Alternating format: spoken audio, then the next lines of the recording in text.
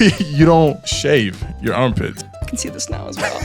Why is that? Okay, so all right. Okay, so you ready? Yeah, I'm ready. 100%? As ready as I'll be, for sure. Okay. Let's dive in before I feel not ready. She's a model, she's an OnlyFans, and she's a private chef. I am that bitch.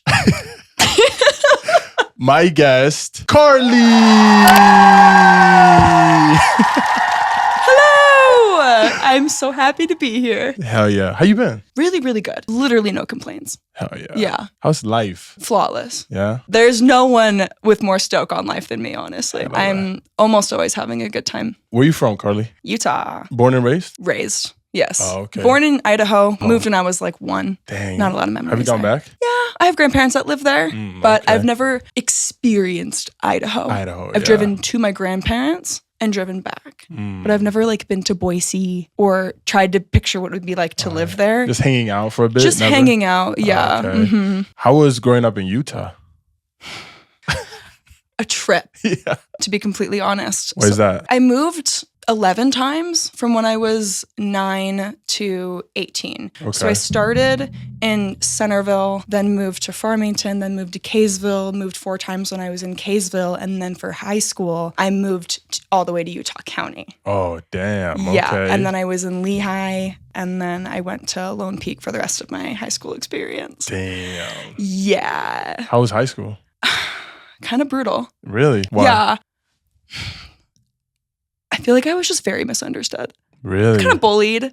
Didn't get into making a lot of friends. I actually moved from Lehigh High School because I was so badly bullied. Wow. I only lasted 1 semester at that school, actually. Oh my God. And then I went to Lone Peak, which I heard even living back in Davis County, that Lone Peak was known for being pretty brutal. Like they're known for suicides and bullying. And I never thought I would go to Lone Peak, but like you just heard that they were good at sports and like a lot of people died there. Like a lot of kids died. Damn. And yeah, and I went there and it was on the more rare side that people were straight up mean, like that I had complete full on bullying.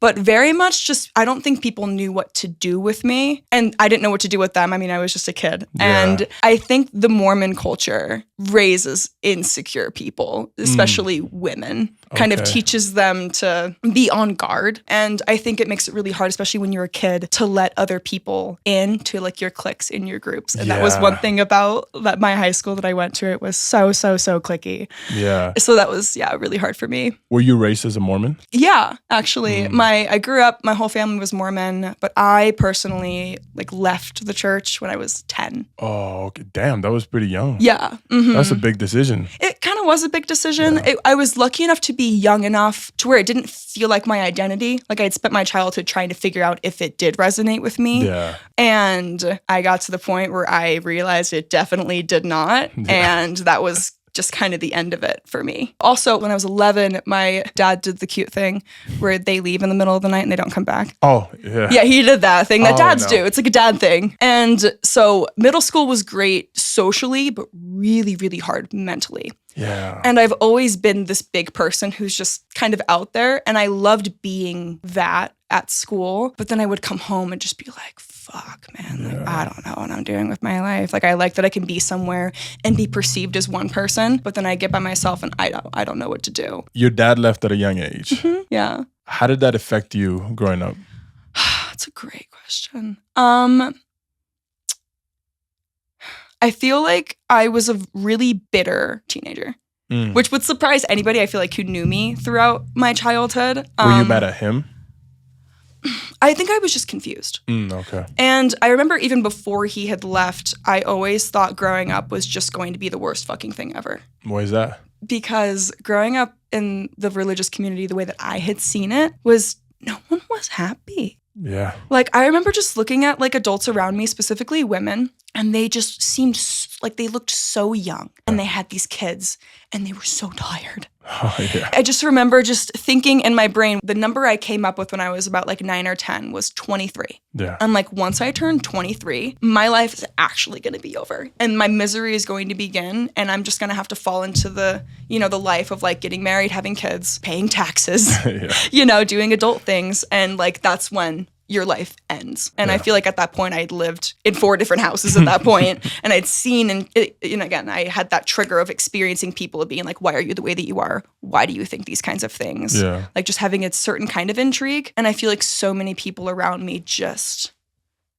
seemed so deflated in one way or another. So I never really wanted to grow up in the first place. And I always had thought since I was, once I'm 23, I'm either going to kill myself or I'm going to be dead. Like that's going to be the end of my life, whatever that means for me. How old 24 now. Okay, good. So ha ha ha. Woo! We made it. We freaking made it. And I am loving it. It's amazing. How do you think your dad leaving you at such a young age affected you in like relationships and stuff like that? It's a great question. Because you always hear about daddy issues, right? Yeah. And I do say, I obviously have daddy issues. Yeah. And I thank God for them, actually, because it kind of taught me how to be my own kind of figure. Like, I don't think I have ever had boyfriends where I put on them, like, I need you to, like, care for me in the way that I wasn't cared for. Damn. So you took something traumatizing and turned it into, like, a tool.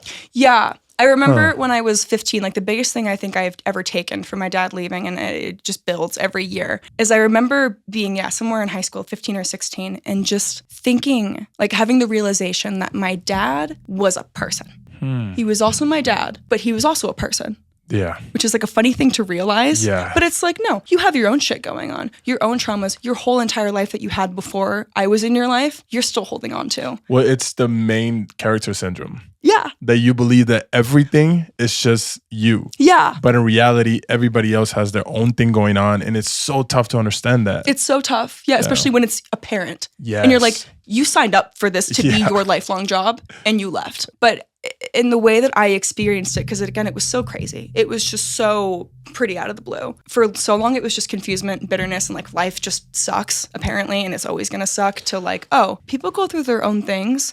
And even though it fucked me over, like, I'm still going to survive. I'm still going to be okay. I'm going to take this lesson. I'm going to continue. Yeah. And I hope that he finds his own peace, because I know leaving us, I'm sure ruined his life. Oh, for 100%. I mean, probably still to this day. I mean, they thought he had early onset dementia because he was just could hardly function. He struggles mentally from this day because his brain has just been deteriorating because your body remembers. I love that, because I feel like you've matured so much that I have control over me now. Oh, yeah. And possibly when you were younger, you probably used your trauma as an excuse for certain things, probably.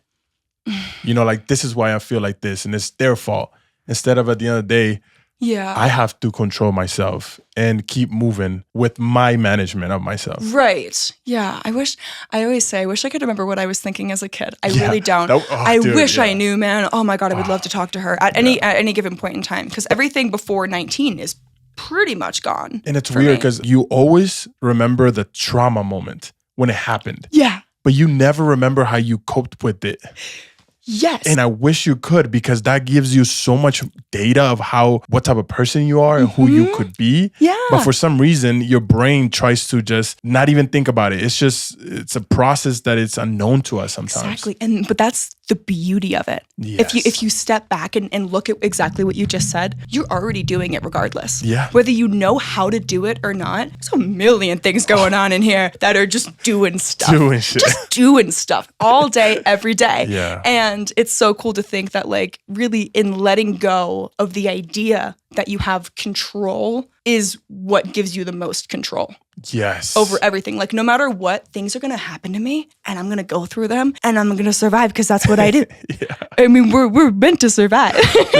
We're just going to keep going. Well, I don't think you have control over what happens to you, but you have control of how you manage those things. Yeah. Yes. You know what I mean? You have control on how it goes through you. Yes. And whether it gets stuck or where it gets stuck. Yes. Or if you get stuck for too long and you get more gunk that builds on top of it, and the next thing you know, you're full of shit, and you're like, how do I detox? And you got to keep on your shit of letting everything keep flowing through you. Many times I have this like crazy thoughts or like this intrusive thoughts, and I'm like, I feel like this and I'm mad and things like that. But all of a sudden I'm like, oh, I didn't choose to feel like that, but I can choose to manage it and react and use it in a certain way. Exactly. That's the key. And through realizing that you can decide on how you deal with things. Deal with it. And through the act of doing that, you're zooming into your character and who you are. And you're asking yourself the questions of how am I going to deal with this? And then you realize your patterns and your traumas and like the things that make you who you are. And then you just keep working and building and changing. And it's just so fucking dope. I'm always having a good time. Because it's just that's the difference between perception and perspective. Yeah. You know, when you're young, a lot of young people just have perception because they don't have enough data. Not exactly. This is what happens to me and this is what's happening. Nothing else. Exactly. When you get older and you understand your traumas, you have more data. Now you have a perspective. And you see life through a bird's eye view. Exactly. And it feels so good because you're like, oh, wait, this is happening to me, but look at there. Go there. Yes. Because you're seeing it from the top. Exactly. You know? That's my biggest advice. I mean, one of the biggest advices I can give. I have a little bullet point, but like one of them is zoom out. Ooh. I tell myself all of the time whenever I'm feeling any sort of negativity or just lostness, I'm always able to zoom out. Can I do it super effectively all the time? No. But the more that you do it, it's like, get that bird's eye view of like, I can, exactly like you just said, I can go over there. Yeah. I can make that decision because I can see that that's one of my options. Well, it's practice, dude. It's like, you're never going to know everything in life at your 20s. Like, it's impossible. It'd be no fun. Dude, I hope I never know everything. I feel like I'm going to be maybe 80 and I'm going to be like, okay, I know a little bit of myself, you know? Because every day you're changing. Every decision you make, all of a sudden you're another person. Yes. And you're like, whoa, how do I deal with this version of myself? And at the same time, I'm dealing with other versions of myself that I never healed. I'm constantly dealing with versions of myself, you know? Exactly. And it's never going to stop. No. Ever. That's why once you realize that there are versions of you and you really internalize that and put that into your life, then from there on out, every decision you're making, you're cognizant of this is going to be someone I'm going to add to the queue.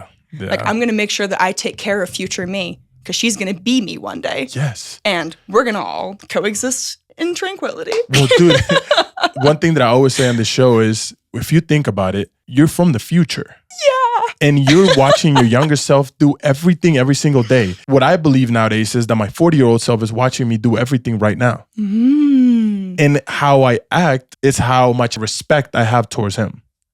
Oh, that's a great way to put it. Like, I truly believe when I'm older, when I'm 40, I'm going to be a fucking millionaire. I'm going to have all these things. Yeah. But it's on me that now I have to act like him. Yes. How he acts, what he does. Yeah.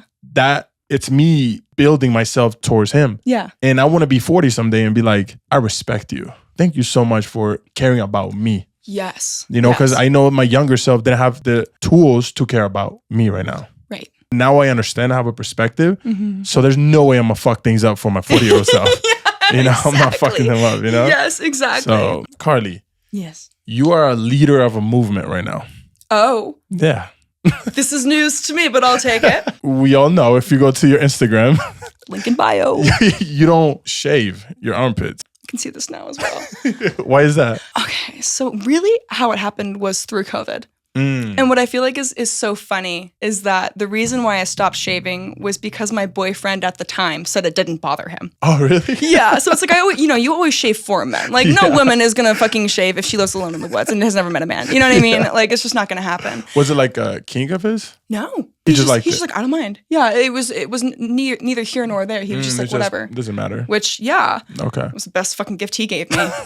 God, that was the best thing he ever gave me. And yeah, I remember, and we were in lockdown. Yeah, and so there was nothing to do. I was still shaving, and I'm just like, what if I didn't? And yeah, it just didn't seem to bother him. And then I just kept it. I'm just like, this is beautiful, like low maintenance. And I've always never been one to brush my hair. Like this is just how it's been since middle school. Really? Anyone who's ever known me, I just don't, it's not dreaded. Like I brush it every couple days, but like I wake up and I don't brush my hair. I prefer to be unkept in that way. Like I don't wear makeup. I don't do skincare routines. I don't shower every day. Like I just I do the bare minimum as far as like upkeeping myself. Yeah. So that was just another thing where I'm like, why not? Are you kind of living a primal lifestyle then?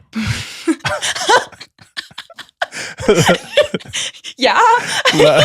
Is your armpit the only thing you don't shave? Armpit, bush, and then honestly legs most of the time. I also don't get very hairy legs. Oh, okay. So even at like their peak, you can't really see it. And you're blonde, so your hair is like mines are blonde, so you don't really see them. Like and up here, like I've never shaved like my upper thigh. Oh, okay. Yeah, it's like darker hair kind of grows in it. It's like barely there. Yeah. It's like a man who can't grow a beard. It's like peach fuzz. It's like patchy and just like shouldn't be happening. No, yeah. But yeah. What does not shaving make you feel? Honestly empowered. Really? Yeah. Honestly, it really does. Why is that? I remember going back to like the first time I was like, I had posted on Instagram because I've had followers for years. I used to do like local modeling. So it's like I was in the scene since like 2015. So I've always had kind of followers. And I remember when I had just posted a photo of my arms in the air.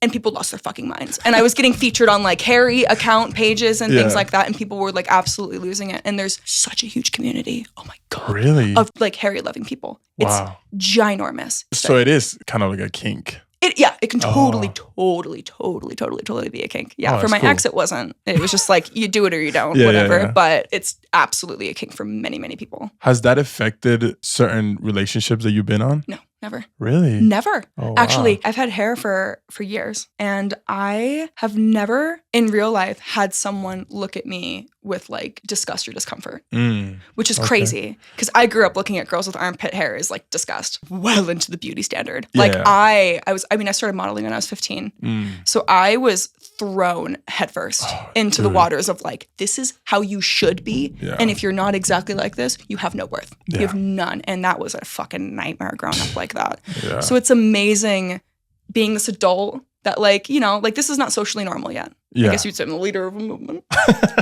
That's how you are a leader of a movement. And it's empowering, honestly, and I can say this, I feel like if there's feminists out there, they might think this is like backhanded, but like it's empowering because there are so many men that find it attractive. And that's amazing. And I didn't think that would be possible. So it's cool that I still have like sexual appeal. Yeah. Because I thought it was going to be out the window, you know? I feel like women have it wrong. There's men for every type of woman. Oh yeah, men will fuck anything. Some men. But like if we're talking like general, put a Band-Aid on it, like. Yeah, just a good, nice, warm little space. Maybe 95% of men would just fuck anything. Worst case scenario, hit it from the back. Like you don't have to see anything. Like yeah, that's true. For real. So it's what's hilarious to me. I just pieced this together like a couple months ago. Yeah. But I am not a sexual person. Fun fact. I don't even make sex content on my OnlyFans. I only make nude content. Like I'm just not. I've never been one to like hook up or fuck people. Really. Like it's just not been my thing. I'm not sexually driven at all.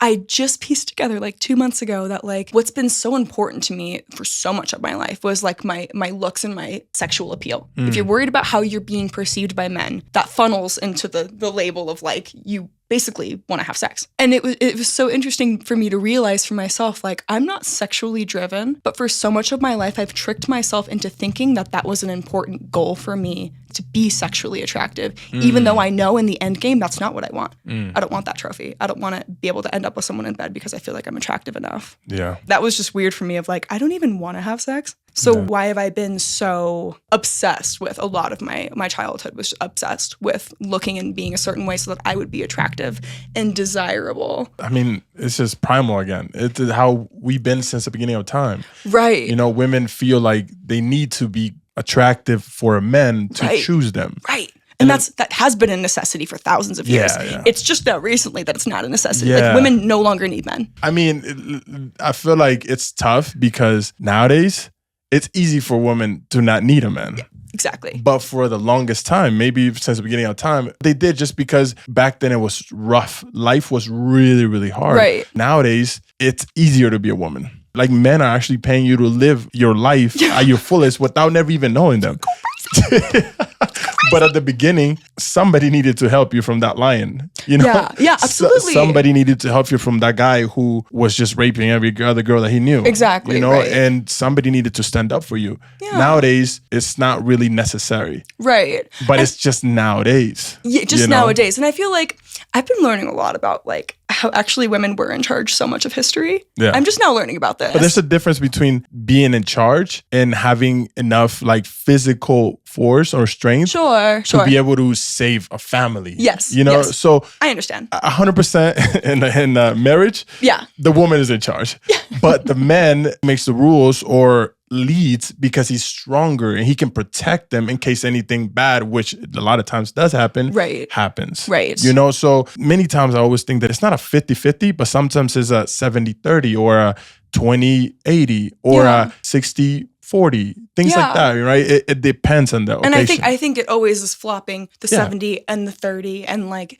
It depends on the situation. It depends on the situation, exactly. But I hate that this feels like a hot take or like controversial, but like men and women do have very specific qualities. And I love gender fluidity. You be whatever you want. I'm here for it. I want to be whatever you want to be. Like, just let me know what you want, and I will make sure that I will refer to you as that. But there is masculine and there is absolutely feminine. 100%. And all of it exists in all of us. But like men have certain things like strength. Women have other things like nurturing. Or like we're just a little bit extra at, and that's why we work so well together is we complement each other. I feel like a lot of people who do talk about it is they want attention. Because of course, if you just lean to one thing, first of all, you're ignorant. Like there's no such thing as, damn, this shit.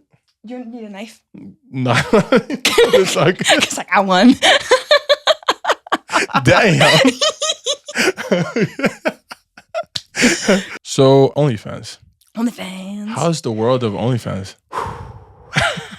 Amazing. Really? I cannot believe it. Yeah, It is fantastic. It was my full-time until this most recent job for 3 years. Wow. Yeah. What do you like most of it? It's really empowering. It really, really is. Yeah. Honestly, it is genuinely so empowering for me because I feel like my body throughout my life has just caused so many issues, and like people to not like me, people to not know what to do with me, people that have like, assaulted me or gotten all up in my space and traumatized me. And, like my body being a woman has felt like a plague in my life more than it has a positive. For a lot of my adolescent life was just like, honestly, so hard for me to be like a pretty person. Yeah. Because it felt like the world hated me. And no matter what I did, it was just, it all equated to like, it was just because you're pretty. They just want to fuck you. That's why they're nice to you. Yeah. Or like, they just don't want to be around you because you're too pretty for them. And these were always other people's opinions. You know what I mean? Yeah. When you're conventionally attractive, when people look at you, they're immediately deciding whether they want to fuck you or not, or whether, like, if you're a girl, whether you're a threat or not. Yeah. And that's like one of the first questions that goes through someone's brain. True. And that was really hard for me growing up, and especially with girls not really liking me or warming up to me. I did have guy friends, and it would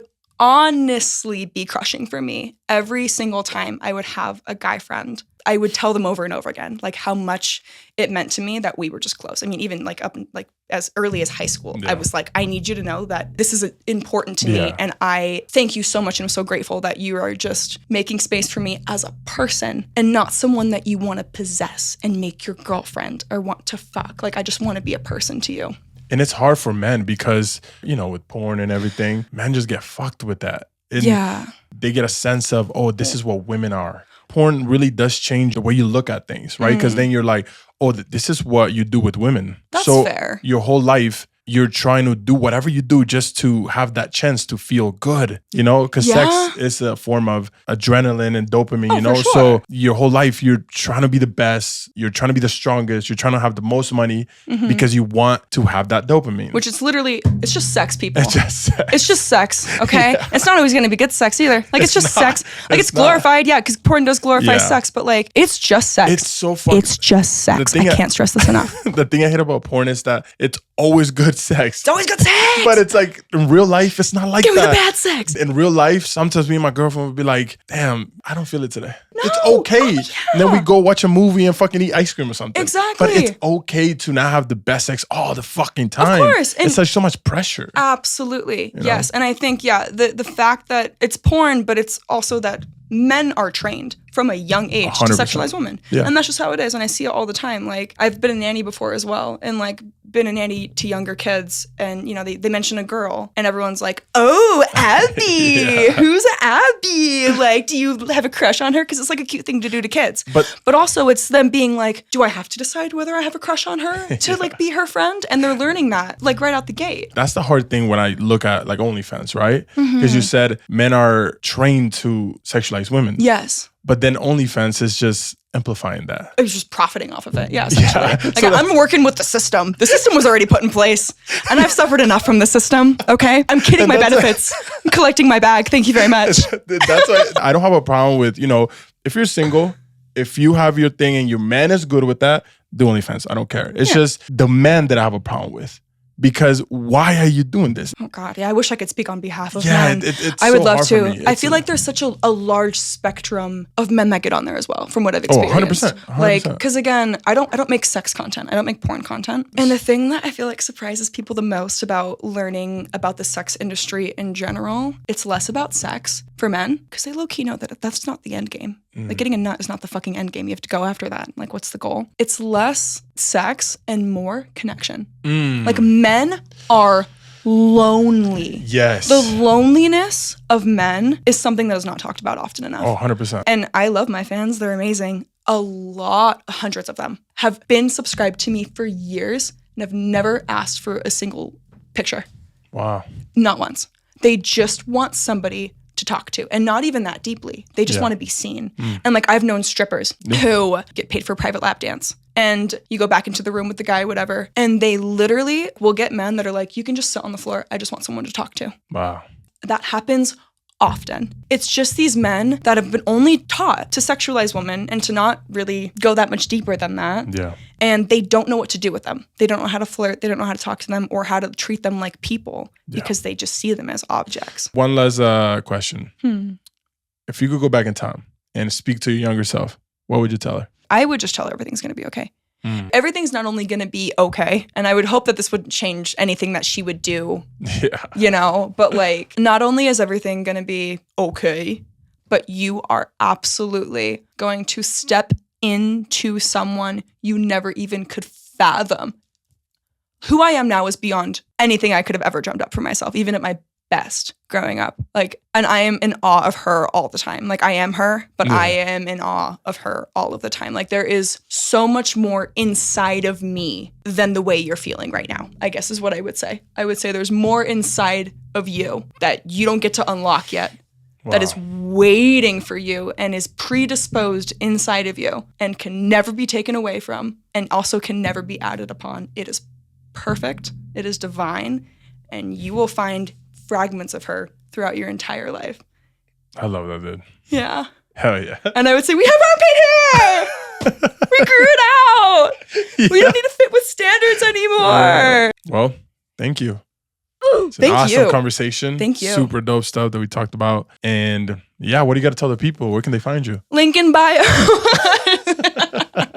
Just kidding. It's not for everyone, and I respect that. I'm low-key Karlee on Instagram. You will have to type in the entire thing. I'm very shadow banned. Instagram does not like me. Really? Yeah. I might be in the sex industry, but I am also a person, and I have a lot to offer, and I hope to get braver and braver to where I can put more than just my body on the internet. And that's kind of where I'm starting here with you. So hell yeah. Thank you for having me. And hopefully you guys will see more from me. And to you guys, you could have been anywhere else in the world, but you're right here with us right now with Karlee and your host, Maikon. Karlee, I'm on a mission. Yes, I'm on a mission right now. God, okay, what can I do to help you? I want to get Post Malone in this show. Okay. I'm pushing, I am manifesting it. I'm putting all the energy out there. Okay, so you will have him on the show. Oh, 100%. Okay, perfect. Yeah, he's here. It's just a matter of when. Yeah, he's about to come in next. Okay, cool. So we're about to have Post Malone on the show. Okay, yes. cool. I can't wait for you. I'll be looking forward to watching it sometime soon. Hell yeah, dude. And stay alive. There's a lot of people dying out here, Yeah. A lot of people.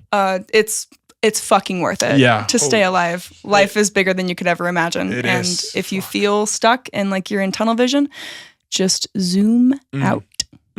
Yeah. And for the love of God, please stop cheating, people. You got to stop cheating, man. Cheating? There's a lot of cheating going on. People cheating? Yes, a lot. Like, dude. As of right now? Yes, like, is this like a news? That statistics show that maybe 99.9 of what? people. What? Where? Everywhere. What? They're just cheating, dude. What? It's a pandemic right now. People are literally cheating? Yeah, they're cheating everywhere. I'm telling you, dude. And we have to do something about it. I know. They better not be. Go to sleep early and stop going to sleep late, because that shit will fuck you up, Yeah. I've been doing it lately and it's not being good for me. Don't be on your phone for the hour before you go to bed. I promise. Your life will change. You're going to wake up in the morning and you're going to be so grateful. So bad, dude. Love you guys. Take care and peace out. Peace out.